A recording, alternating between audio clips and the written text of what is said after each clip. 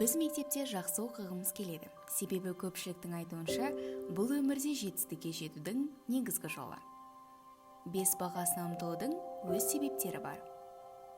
Өйткені біздің табысты мансапқа, жақсы үйге және өзгелердің құрметіне жеткіміз келетіні жалған емес. Бірақ кейде бізді үміттендіретін түсініксіз жағдайлар орын алады. Біз мектепте топты жарып, ересек өмірде бағы жанбаған адамдарды кезіктіреміз. Кезінде мұғалімдердің аузынан түспей, бүгінгі күні олардан күтілген асуларды ала алмай, таулары шағылып жүргендер қаншама. Табысқа жетудің кепілі болып саналған жол тығырыққа тіреді. Бұл таң қаларлық жайт емес.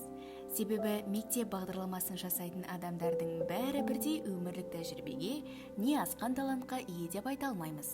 Мектеп бағдарламасы мен ересек өмір арасында кері байланыс жоқтың қасы.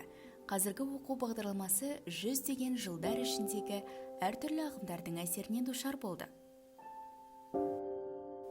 Оның ішінде орта ғасырлық монастырьлардың жобалары, 19 ғасырдағы неміс ағартушыларының идеялары мен ақ сүйектік сот қоғамдарының үлестері бар. Бұл мектептердің жаман әсерін түсіндіреді.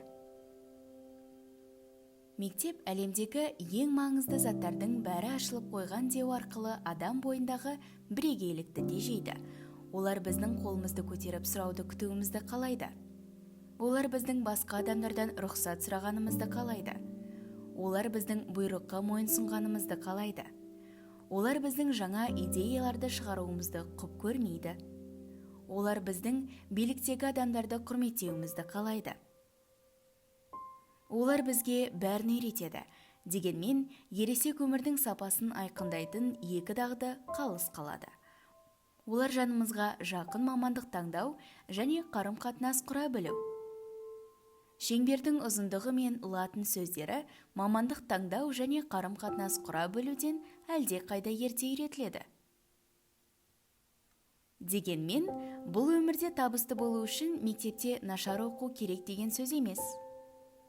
Ол үшін екі күрделі нәрсе жасауымыз керек.